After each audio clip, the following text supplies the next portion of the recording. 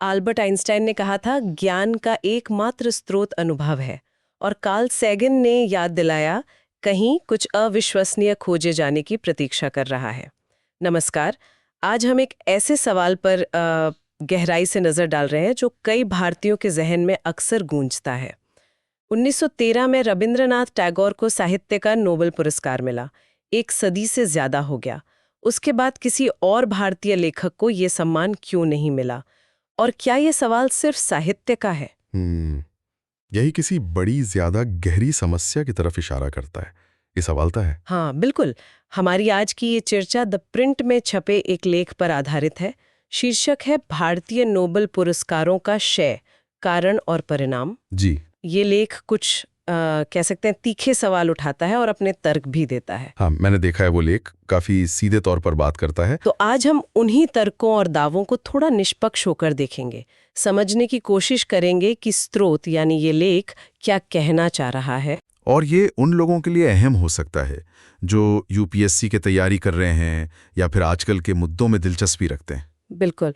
तो हमारा आज का मिशन कह सकते हैं, ये समझना है लेख के आधार पर कि भाई प्रतिभाओं को पनपने के लिए माहौल कैसा चाहिए होता है। हाँ। ब्रिटिश राज और स्वतंत्र भारत की नीतियों में लेख के मुताबिक क्या बड़े फर्क रहे, और भारत में नोबेल पुरस्कारों की कमी, खासकर साहित्य में, उसके पीछे लेख क्या वजह गिनाता है। जी, ये सिर्फ अकादमिक नहीं बल्कि हमारे समाज की बौद्धिक सेहत से जुड़ा सवाल भी एक तरह से। सही कहा। हाल में एक राजनीतिक हस्ती ने भी ये मुद्दा उठाया था जी। कि क्या हमारे लेखन का स्तर वो नहीं रहा या फिर अंतर्राष्ट्रीय स्तर पर हमें नजरअंदाज किया गया। हाँ, ये बहस तो चलती ही रहती है। और ये लेख इन्हीं गुत्थियों को सुलझाने की कोशिश करता है, कुछ ऐसे पॉइंट सामने रखता है जिन पर सोचना जरूरी है। तो चलिए शुरू करते हैं इसका विश्लेषण। लेख की शुरुआत ही एक बहुत दिलचस्प, शायद कुछ लोगों को विरोधाभासी लगे ऐसे अवलोकन से होती है। हाँ, क्या है वो? लेख कहता है कि ब्रिटिश राज के दौरान, मतलब औपनिवेशिक काल में, भारत ने कई विश्व स्तरीय कवि, कलाकार, वैज्ञानिक, विचारक पैदा किए। उन्हें अंतर्राष्ट्रीय पहचान भी मिली। जी, ये तो सच है, नाम कहीं है। और विडंबना देखिए, साहित्य का जो हमारा एकमात्र नोबेल है वो भी उसी दौर में आया, टैगोर को।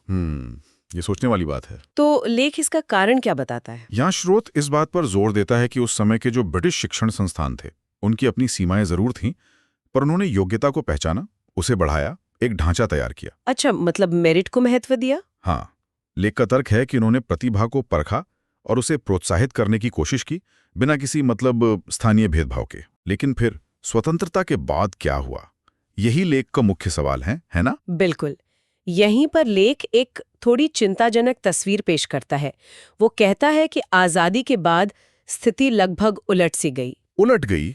कैसे? जो संस्थान ब्रिटिश भारत में बने थे, उनकी गुणवत्ता में, उनकी क्वालिटी में गिरावट आने लगी। अच्छा। लेख का मानना है कि जो नई नीतियां आईं, शायद अनजाने में ही वो प्रतिभाओं को पोषित करने के बजाय या तो उनके दमन का कारण बनी या फिर उन्हें पश्चिम की ओर जाने पर मजबूर कर दिया। ब्रेन ड्रेन जिसे कहते हैं। हाँ, प्रतिभा पलायन। ये लेख का एक अहम दावा है। स्रोत इस पैटर्न की ओर इशारा करता है कि ब्रिटिश राज में शायद ही कोई टॉप की भारतीय प्रतिभा किसी भी फील्ड में विदेश में जाकर बसने का सोचती थी। लेकिन आजाद भारत में ये ब्रेन ड्रेन एक आम बात हो गई। सही। यूरोप, अमेरिका भारतीय मेधा के लिए नए ठिकाने बन गए, और लेख इसे स्वतंत्रता के बाद के माहौल का ही नतीजा मानता है। तो फिर सवाल ये उठता है कि किसी भी फील्ड में, और खासकर लेखन जैसे क्रिएटिव काम में, प्रतिभा कैसे विकसित होती है? क्या चाहिए होता है उसके लिए? हाँ, बुनियादी जरूरतें क्या एक हैं? बुनियादी शर्तें क्या हैं? लेख इस पर दो बुनियादी शर्तों का जिक्र करता है।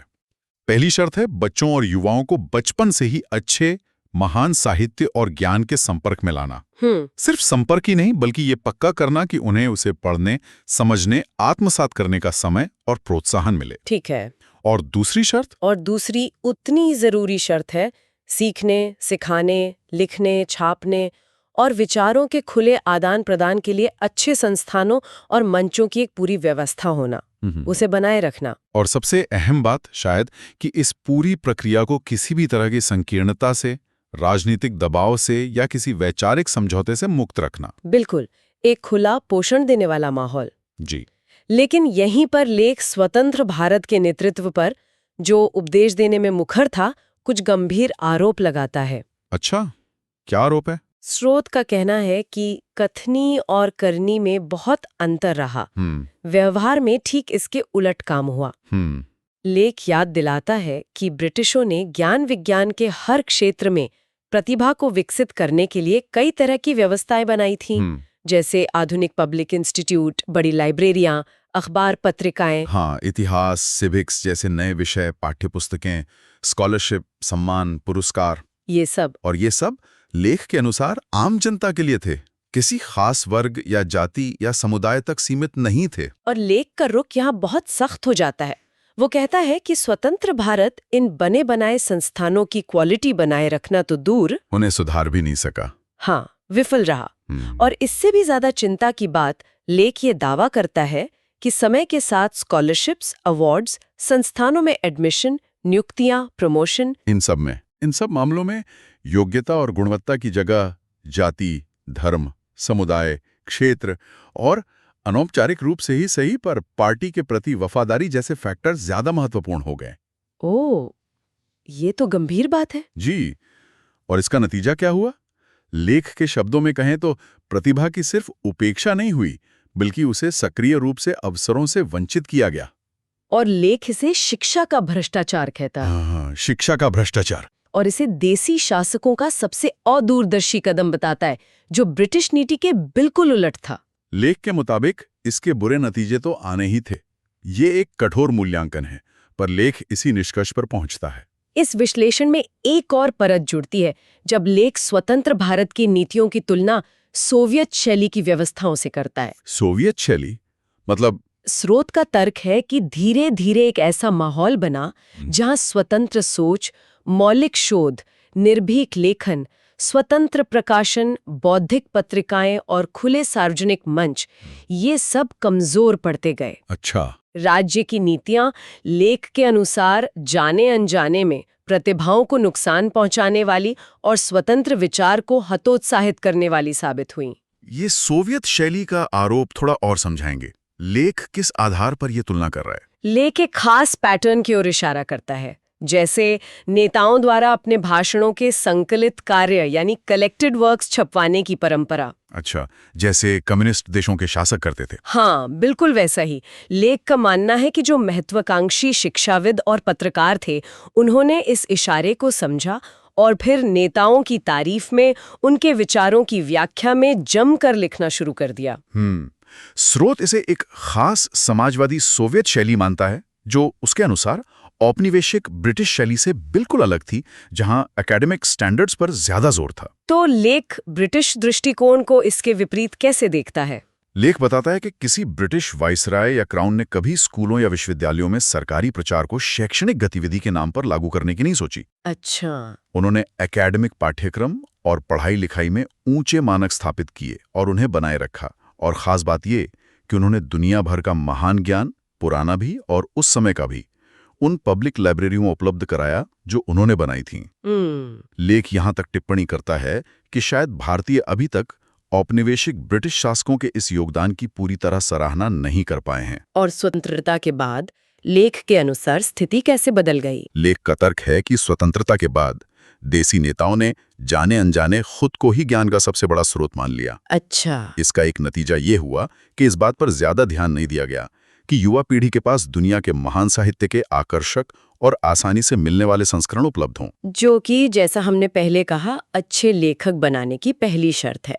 बिल्कुल, बेहतरीन साहित्य को लगातार पढ़ने और आत्मसात करने का कोई और विकल्प नहीं है। लेकिन लेख अफसोस जताता है कि आज़ादी के लगभग 8 दशक बाद भी भारत का अपना महान, प्राचीन और आधुनिक साहित्य भी युवाओं को आकर्षित करने वाले सुंदर, सुलभ संस्करणों में पर्याप्त रूप से उपलब्ध नहीं है। ये तो वाकई एक गंभीर बात है। क्या लेख पश्चिमी देशों से तुलना भी करता है इस मामले में? हाँ, करता है। लेख बताता है कि पश्चिम में सैकड़ों क्लासिक साहित्यिक रचनाएं, उनकी अपनी भाषाओं की भी और दुनिया भर की भी, हमेशा दर्जनों शानदार, अलग-अलग कीमत वाले संस्करणों में उपलब्ध रहती हैं। हाँ, ये तो है। लगातार नए, आकर्षक और नए-नए डिजाइन के संस्करण आते रहते हैं। लेकिन यहाँ लेख के अनुसार हालत ये है कि नोबेल पुरस्कार विजेता गीतांजलि का भी कोई ऐसा खास एडिशन आसानी से नहीं मिलता जिसे कोई गर्व से किसी को गिफ्ट दे सके। और इसके लिए लेख किसे जिम्मेदार मानता है? सिर्फ पब्लिशर्स को? नहीं, लेख साफ करता है कि ये सिर्फ प्रकाशकों की विफलता नहीं है। उसका तर्क है कि किसी भी लोकतंत्र में बौद्धिक और सांस्कृतिक गतिविधियां काफी हद तक सरकार के रवैये और उसकी प्राथमिकताओं पर निर्भर करती हैं। लेख का मानना है कि देशी शासक अपनी छवि बनाने, अपनी योजनाओं का प्रचार करने और अपने वैचारिक आग्रहों को बढ़ाने में ज्यादा व्यस्त रहे।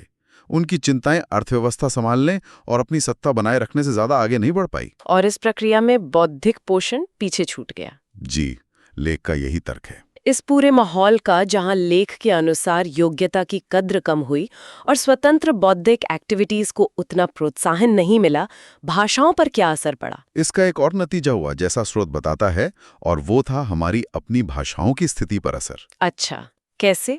जो पहले से स्थापित और प्रतिष्ठित अंग्रेजी शिक्षा और प्रकाशन व्यवस्था थी, उसे इस माहौल में स्वाभाविक रूप से और बढ़त मिल गई। आम लोगों ने भी धीरे धीरे ये महसूस किया कि सिर्फ अपनी मातृभाषा या दूसरी भारतीय भाषाओं के माध्यम से बहुत आगे बढ़ने की संभावनाएं सीमित हैं। उनमें क्वालिटी वाले संसाधनों की कमी थी। और सरकार ने भी ध्यान नहीं दिया। लेख के अनुसार सरकार भी इस कमी को दूर करने के प्रति उदासीन रही।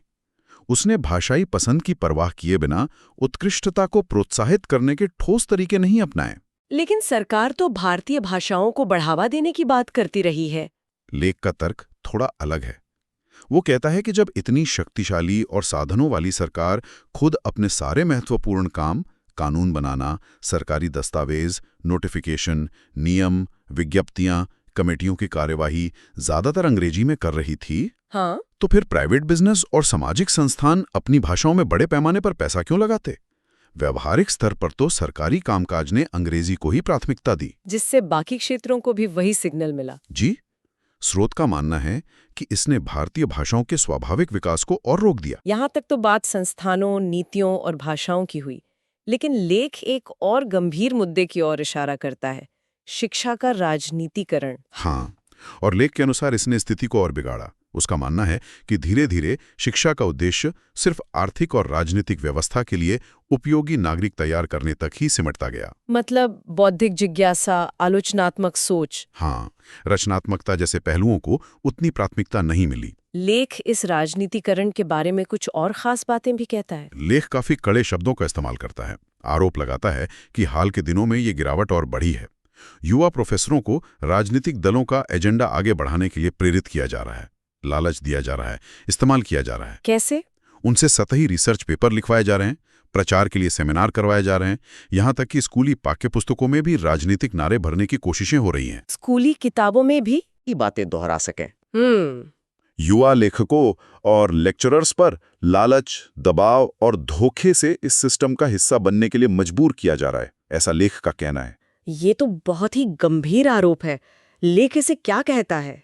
लेख इसे प्रतिभा का अक्षम्य भ्रष्टाचार कहता है और इसकी तुलना अपने ही बच्चे को जहर देने से करता है। अपने ही बच्चे को जहर देना? हाँ, स्रोत का सवाल है कि जब देशी राजनेता भोले भाले युवाओं को अपनी राजनीति चमकाने और प्रचार का वाहन बना रहे हैं, तो क्या ये नई प्रतिभाओं को जहर देना नहीं है?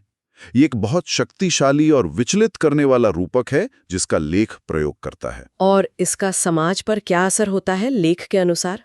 किसी भी देश के बुद्धिजीवी, लेखक, कलाकार, विचारक, वैज्ञानिक, वो उसकी सामूहिक चेतना और रचनात्मकता के वाहक होते हैं ना? हाँ, बिल्कुल। लेख का तर्क है कि अगर उन पर लगातार पक्षपाती लेखक या उपदेशक बनने या फिर चुप रहने का दबाव बनाया जाए, तो आखिर में पूरा समाज ही दिशाहीन और अभिव्यक्तिहीन महसूस कर सकता है। स्रोत सवाल उठाता है कि स्वतंत्र भारत में लोकतंत्र का ढांचा होने के बावजूद नेताओं ने कम्युनिस्ट देशों जैसी पार्टी मानसिकता को क्यों बढ़ावा दिया? ऐसे माहौल में रविंद्रनाथ टैगोर या साहिल लुधियानवी जैसी स्वतंत्र और मुखर आवाजें कैसे पनप सकती हैं?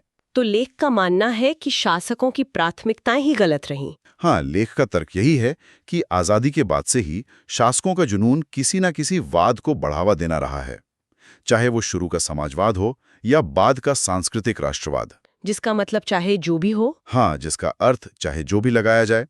उन्होंने कभी इस बात की परवाह नहीं की कि प्रतिभाओं के स्वतंत्र विकास के लिए जगह खुली रखी जाए, एक ऐसा माहौल बनाया जाए जहां बंकिम चंद्र चट्टोपाध्याय या महादेवी वर्मा जैसी प्रतिभाएं अपने आप खिल सकें। लेख का मानना है कि उन्होंने सारी जमीन राजनीति और गुटबाजी के हवाले कर दी। और इसका असर स्थापित लेखकों पे भी पड़ा। लेखक के अनुसार हाँ, इसी वजह से अज्ञेय या निर्मल वर्मा जैसे अद्वितीय कवियों और लेखकों को भी वो सम्मान और स्थान नहीं मिला जिसके वो हकदार थे। अच्छा। लेख का आरोप है कि नेताओं और कुछ बुद्धिजीवियों ने भी अपनी अदूरदर्शिता, सांप्रदायिकता या ईर्ष्या के कारण उन्हें उनका सही स्थान नहीं लेने दिया। क्या लेख इस स्थिति की तुलना दूसरे देशों या विचारकों से भी करता है? हाँ, लेख जॉर्ज ऑरवेल और अलेक्जेंडर सोल्जेनित्सिन का हवाला देता है। दोनों ने इस बात पर जोर दिया था कि ऐसी सामाजिक राजनीतिक स्थिति में जहां आपको कुछ विषयों पर लिखने या बोलने से हतोत्साहित किया जाता है या रोका जाता है, वहां साहित्य और स्वतंत्र विचार मुरझाने लगते हैं। सही बात है। लेख का मानना है कि भारत में ऐसे वर्जित या संवेदनशील माने जाने वाले व्यक्तियों, विषयों, समूहों और प्रसंगों की संख्या धीरे धीरे बढ़ी है। लेखक, पत्रकार, प्रोफेसर और दूसरे पब्लिक इंटेलेक्चुअल सभी ये जानते हैं, लेख के अनुसार, कि उनकी तरक्की और सुरक्षा अक्सर क्वालिटी या योग्यता के अलावा दूसरी बातों पर ज्यादा निर्भर करती है। तो इन सब तर्कों के बाद लेख वापस अपने मूल प्रश्न पर आता है। बिल्कुल। इतने सारे विश्लेषण के बाद, जिसमें संस्थानों की गिरावट, प्रतिभा पलायन, नीतियों का भटकाव, भाषाओं की उपेक्षा और शिक्षा के बढ़ते राजनीतिकरण का जिक्र है, हाँ। लेख अंत में वही सवाल पाठक के सामने रखता है, जब हालात ऐसे बना दिए गए हैं जैसा कि स्रोत दावा करता है, तो फिर इस बात पर अफसोस क्यों करना या आश्चर्य क्यों जताना कि टैगोर के बाद किसी और भारतीय को साहित्य का नोबेल पुरस्कार क्यों नहीं मिला? मतलब जवाब बाहर नहीं। हाँ, लेख का इशारा है कि शायद हमें जवाब बाहर नहीं, अपने अंदर ही खोजना होगा। तो ये थी द प्रिंट में प्रकाशित लेख, भारतीय नोबेल पुरस्कारों का क्षय, कारण और परिणाम पर आधारित हमारी आज की गहरी पड़ताल। हमने देखा कि लेख किस तरह स्वतंत्रता के बाद भारत में प्रतिभा पोषण के माहौल, संस्थागत गिरावट, नीतिगत खामियों और शिक्षा के राजनीतिकरण जैसे मुद्दों पर गंभीर सवाल उठाता है जी, और नोबेल पुरस्कारों की कमी को इन्हीं बड़े संदर्भों से जोड़कर देखता है। निश्चित रूप से ये लेख कई विवादास्पद लेकिन सोचने पर मजबूर करने वाले बिंदु प्रस्तुत करता है। जैसा कि हमने चर्चा की, ये केवल नोबेल पुरस्कारों की गिनती का मामला नहीं है। हाँ। स्रोत इसे देश की समग्र बौद्धिक और रचनात्मक क्षमता के स्वास्थ्य से जुड़े एक बड़े प्रश्न के रूप में पेश करता है। यूपीएससी की तैयारी करने वाले श्रोताओं के लिए ये पहलू शासन, नीति निर्माण और सामाजिक विकास के विश्लेषण में उपयोगी हो सकते हैं। बिल्कुल। लेख में उठाए गए तर्क आलोचनात्मक सोच को प्रेरित करते हैं जी, और सभी श्रोताओं के लिए सोचने के लिए एक अंतिम बिंदु छोड़ जाते हैं।